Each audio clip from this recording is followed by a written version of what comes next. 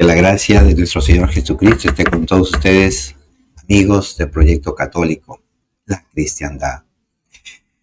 Querida comunidad cristiana, espero que se encuentren bien. ¿Debemos creer solo a la Escritura y no a la Iglesia? En estos últimos meses hemos encontrado en las redes sociales variedad de debates relacionados a este tema de la sola Escritura.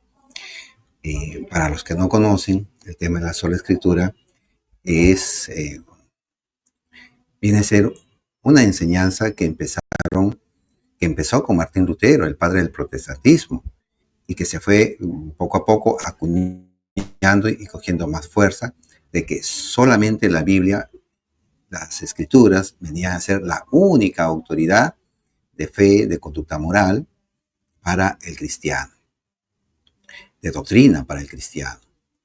Entonces, con esto, lo que hace Martín Lutero es eliminar a la iglesia, eliminar la tradición de la iglesia. Y por tradición, lo que se entiende en teología es la transmisión de la fe, la transmisión de la doctrina que nuestro Señor Jesucristo dejó cimentada en los apóstoles y que estos, a su vez, empezaron a transmitir oralmente a los primeros sucesores, los obispos, a los presbíteros, y estos a la siguiente generación. Y esta tradición se mantiene viva en el seno de la iglesia.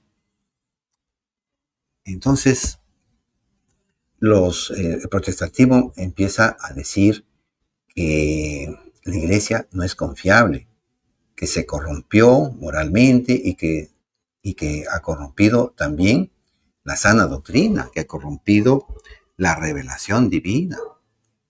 Entonces, estas circunstancias le llevan a Martín Lutero a decir que los concilios se contradicen, ¿no? Que la tradición puede sufrir alteraciones en el transcurso del tiempo, pero que solamente la Biblia se mantiene inerrante. Y así lo empiezan a divulgar los siguientes hermanos que se han separado de la iglesia.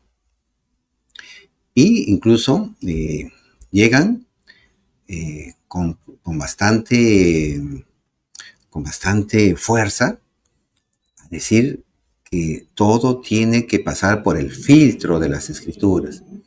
Y a Jesús, ya en su tiempo, les decía a los religiosos, hombres religiosos de su tiempo, y en Juan capítulo 5, versículo 39, él les va a hacer este reclamo. Le dice, ustedes escudriñan las Escrituras pensando que encontrarán en ella la vida eterna, y justamente ellas dan testimonio de mí.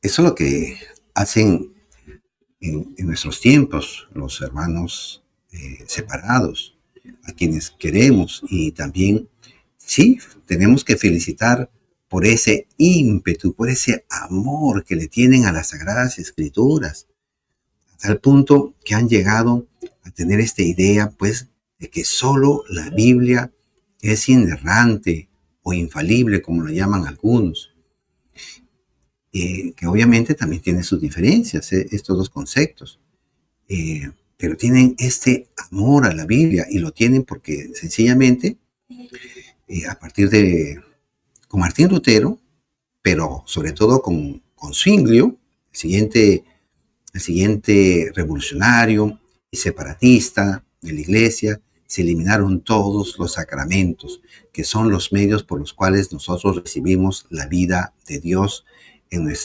nuestra alma. Entonces, al quedarse sin sacramentos, al no recibir este auxilio, esta vida de Dios en el alma de la persona, ellos tienen que buscar un alimento espiritual, y este alimento también, en cierta forma, es la Sagrada Escritura. Entonces, por eso ellos defienden a capa y espada este principio, porque así ya ahora lo llaman principio y ya no doctrina de la sola Escritura. que solamente, como les decía, la Biblia viene a ser la única autoridad para el cristiano, mejor dicho, para el evangélico, porque para nosotros los católicos, cristianos católicos, no solamente son las escrituras, sino también la tradición y el magisterio. Vean cómo Martín Lutero, en la dieta de Worms, en Alemania, esta dieta era como así una asamblea, ¿no? Se llevó a cabo desde el 28 de enero hasta el 25 de mayo de 1521. Fue bastante tiempo en la que se le llama a Martín Lutero para que abdique de todas estas ideas revolucionarias.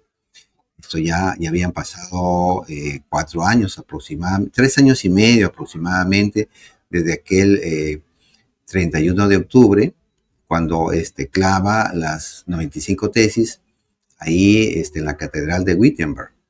Entonces, que iban en contra pues de las indulgencias, etc. Martín Lutero lanza esta frase ahí en esta dieta de Worms y va a decir: a menos que no esté convencido mediante el testimonio de las escrituras o por razones evidentes. Más tarde volvemos sobre esta palabra, esta frase, por razones evidentes. Ya que no confío en el Papa ni en su concilio, debido a que ellos han errado continuamente. Ya que ellos han errado continuamente y se han contradicho. Me mantengo firme en las escrituras a las que he adoptado como mi guía. Mi conciencia es prisionera de la palabra de Dios y no puedo ni quiero revocar nada reconociendo que no es seguro o correcto actuar contra la conciencia y que Dios me ayude. Amén. Así decía de forma revolucionaria Martín Lutero. Pero analicemos un poco lo que Lutero decía. Ya podemos estar de acuerdo con él cuando dice: a menos que no esté convencido mediante el testimonio de las escrituras. Ahí se está refiriendo a las escrituras, a la Biblia, o por razones evidentes, está acudiendo, digamos, a una enseñanza que sale de las escrituras. Razones evidentes pueden ser históricas, teológicas, podría decirse de esta manera. Por ejemplo, él va a creer en la virginidad perpetua de la Virgen María y va a considerar que es Madre de Dios y la va a venerar, va a tener este respeto por la Virgen María. Pero en fin, al final lo que va a prevalecer solamente son las escrituras y ya no las razones evidentes, es decir, el análisis, la exégesis, digamos, bíblica que se pudiera hacer, porque obviamente no todo quedó escrito. El bautismo de niños, los luteranos, los anglicanos y las primeras, digamos, iglesias de la Reforma, sí mantuvieron el bautismo de niños y era por razones evidentes. El bautismo regenera a la persona y estos primeros, los reformadores, ellos lo supieron y lo mantienen hasta ahora así. Pero bueno, con el paso del tiempo, las generaciones siguientes de evangélicos tampoco ya no aceptaron tampoco estas razones evidentes y solamente se quedaron con las escrituras. Por eso más adelante va a decir: me mantengo firme en las escrituras a las que he adoptado como mi guía, Entonces, de ahí viene de que la Biblia pasa a ser la única y sola norma de conducta para el evangélico, Mi conciencia es prisionera de la palabra de Dios. Nada de papas, nada de papas infalibles, nada de concilios infalibles. Y dice él que han errado continuamente, de lo cual no hay prueba. Y si trajeran pruebas se van a desnudar, van a caer por sí solas. Entonces ahí tenemos a Martín Lutero innovando una nueva teología sobre las autoridades que van a regir la vida de la iglesia. Y vamos a ver que eso se contradice con la misma escritura. Y vamos a ver que la misma escritura nos va a enseñar que no solamente es esta la que nos va a servir de guía para la vida del cristiano. Hay un texto muy recurrente, muy conocido entre los hermanos evangélicos, que lo utilizan para tratar de justificar que las escrituras deben ser y son para ellos, como decía, la única norma de fe, de conducta para el cristiano. Es la segunda carta a Timoteo, en el capítulo, vamos a ponerlo aquí, en el capítulo 3, que es el versículo 15, nos dice, además, he subrayado este punto porque en unos instantes pasaremos a analizar este además. Además, desde tu niñez, conoces las sagradas escrituras. Ellas te darán la sabiduría que lleva a la salvación mediante la fe en Cristo Jesús. Y aquí viene el por qué ellos consideran que solamente las escrituras deben ser la única fuente de fe para el evangélico. Versículo 16. Toda escritura está inspirada por Dios y es útil para enseñar, rebatir, corregir y guiar en el bien. Nos dice, repito, toda escritura está inspirada por Dios. Si está inspirada por Dios, ellos sacan una conclusión falaz, una falacia, de decir que lo demás no es inspirado por Dios ni es útil para el bien del cristiano. Lamentablemente, para los hermanos evangélicos, el texto no señala eso, no dice eso. Si cuando uno va a revisar la primera carta a los Tesalonicenses, capítulo 2, versículo 13, pueden revisarlo, también señala que la tradición, que lo que San Pablo le ha predicado a los tesalonicenses, a viva voz, de palabra, también es palabra de Dios, también. Y no solamente la escritura, lo que la iglesia ha recibido de Cristo nuestro Señor, también es palabra de Dios. Y así lo dice San Pablo. Te repito, primera carta a los Tesalonicenses, capítulo 2, versículo 13. Entonces, así termina el texto que estamos leyendo de la segunda de Timoteo, capítulo 3, versículo 17 ahora. Así el hombre de Dios se hace un experto y queda preparado para todo trabajo bueno. Se refiere a trabajo espiritual. Bien, entonces aquí, de manera selectiva, los hermanos que se han separado de nosotros, de la iglesia, hacen notar que con este texto, claro, y hay otros textos más que también de manera selectiva, escogen para decir que solamente las escrituras son una categoría a la cual debemos nada más obedecer, que la tradición, porque los judíos tenían también su tradición, que eran tradiciones de hombres, y Cristo pues va a corregir y decirles, ustedes por su tradición llevan al hombre a que incumplan con los mandamientos de Dios. Por el corbán, el impuesto, la ofrenda que se daba al templo, ustedes dejan de cuidar a sus padres. Bien, entonces hacen esta comparación de la tradición judía en relación a la tradición cristiana, la tradición católica. Y así, varios textos de manera selectiva utilizan y sin ver el contexto, como lo vamos a ver a continuación. Y miren cómo es que el contexto nos muestra que efectivamente no es solamente la Biblia o es la iglesia, son ambas, la tradición oral que quedó viva en la iglesia, las escrituras y también el magisterio.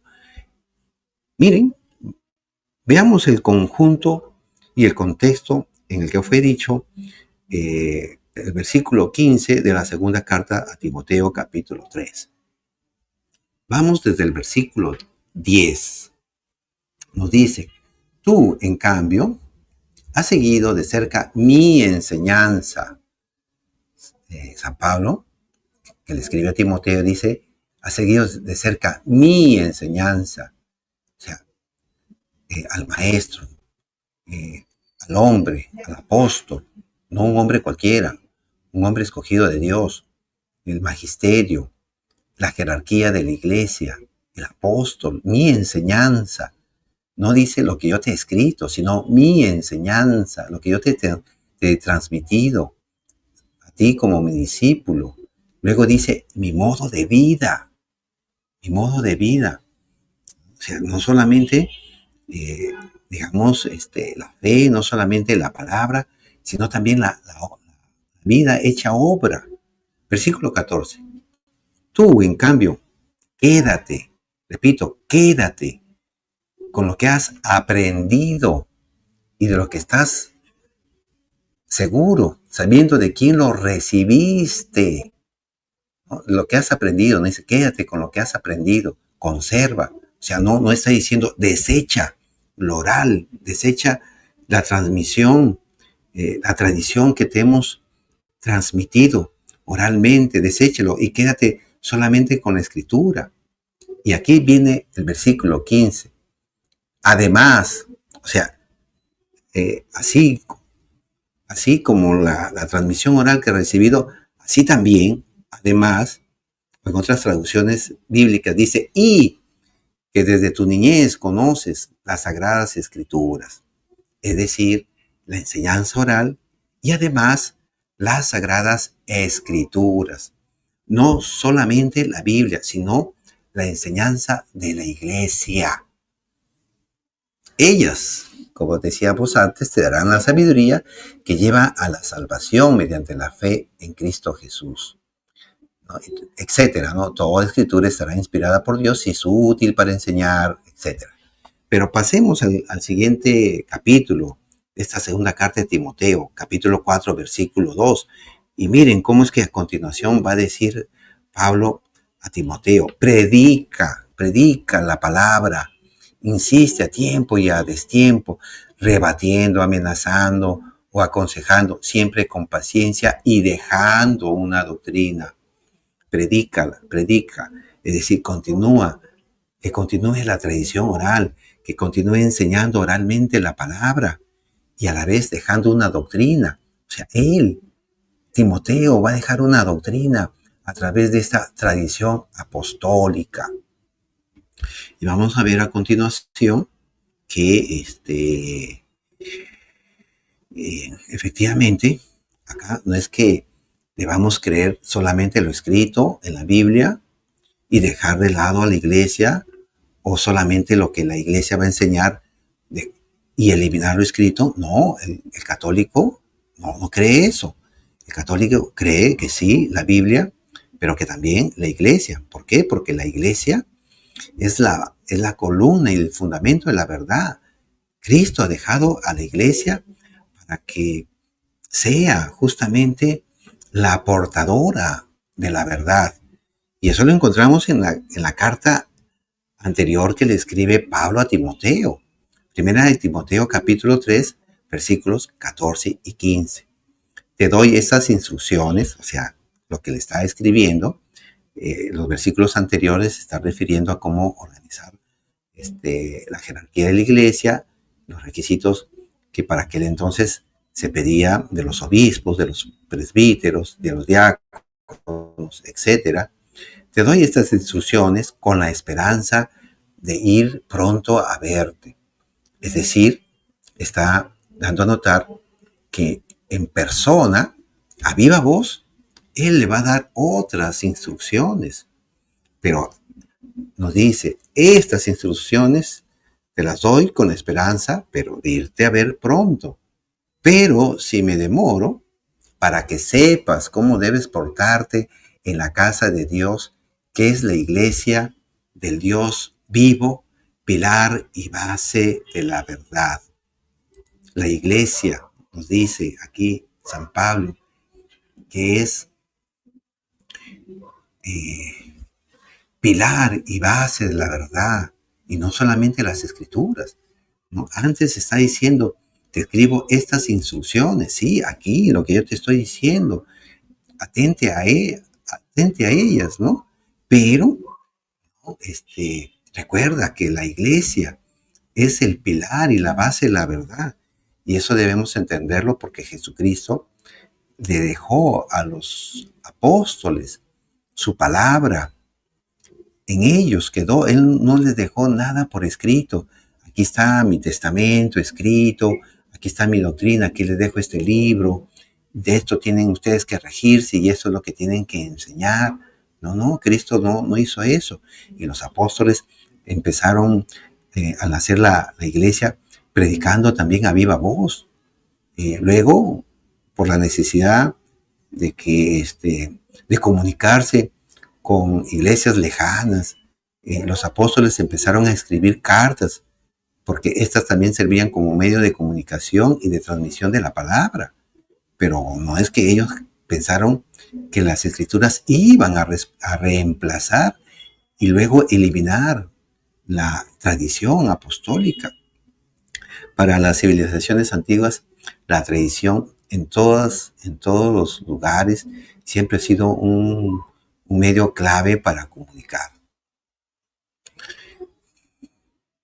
Luego, vamos a encontrar que esta verdad viene de Dios. La iglesia, que es el pilar, el fundamento de la verdad, la base de la verdad, esta verdad le viene de Dios y va a ser protegida por Dios, por la Trinidad. Miren cómo es que ya Jesucristo en la última cena está dejando ya este testamento de amor y de cuidado a la iglesia.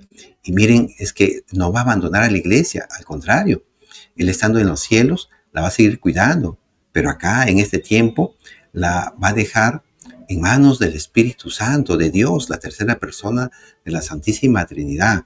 Vamos al Evangelio según San Juan, capítulo 14, versículos 16 en adelante. Yo, dice Jesucristo, rogaré al Padre y les dará otro protector. Aquí está la Trinidad, otro protector.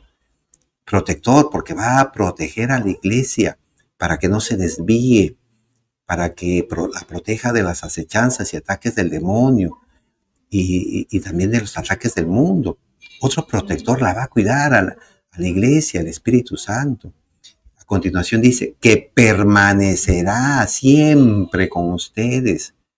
O sea, no hasta fines del siglo primero, ni hasta el siglo cuarto, año 313, en el que Constantino, el emperador romano, da la libertad religiosa al pueblo cristiano. No solamente hasta ahí o hasta el año 380 o hasta la Edad Media. No, siempre, dice, permanecerá siempre con ustedes. ¿Y quién es este protector? Versículo 17 nos dice, el Espíritu de verdad, la verdad, Dios mismo. Cuando recibimos el bautismo, cuando el día de Pentecostés la iglesia recibió el Espíritu Santo, ¿no? El Espíritu de la verdad, la iglesia se llenó de la verdad y permanecerá siempre con ustedes, este protector, el Espíritu de la verdad, a quien el mundo no puede recibir porque no lo ve ni lo conoce, dice el Señor. Pero ustedes lo conocen porque está con ustedes, nuevamente, está con ustedes y permanecerá con ustedes. Segunda vez que lo repite. 2 veces lo dice, lo reafirma. Versículo 26. En adelante, el Espíritu Santo, el intérprete, es decir, el que nos va a enseñar lo que nos va a venir de Dios, el intérprete que el Padre les va a enviar en mi nombre, les enseñará todas las cosas y les recordará todo lo que yo les he dicho. les enseñará todas las cosas y les recordará todo lo que yo les he dicho.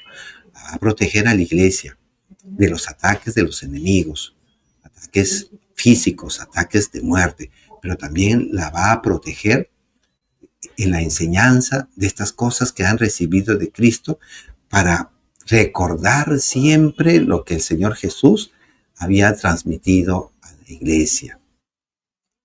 Qué precioso, qué poderoso lo que Cristo está diciendo sobre la iglesia, ¿no?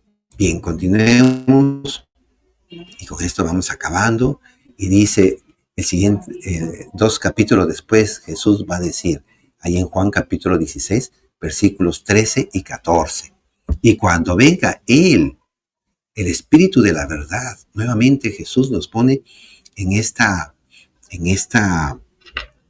enseñanza de que el Espíritu Santo, el Espíritu de la verdad, en esta idea, los guiará en todos los caminos de la verdad, subrayo, en todos los caminos de la verdad, es decir, en todos los tiempos,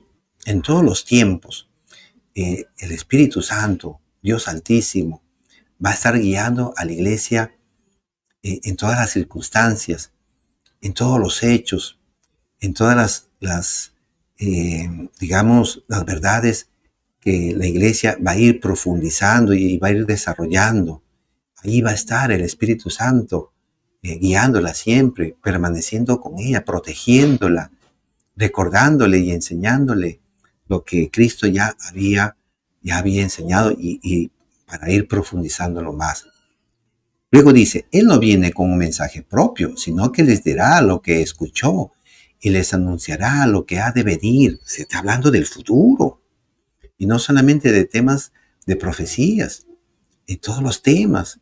Ahora, por ejemplo, el tema del homosexualismo, el tema de las parejas que se han vuelto a unir con otras personas y han caído en adulterio, y nos va a ayudar a tener una comprensión de estas circunstancias para siempre proteger la sana doctrina.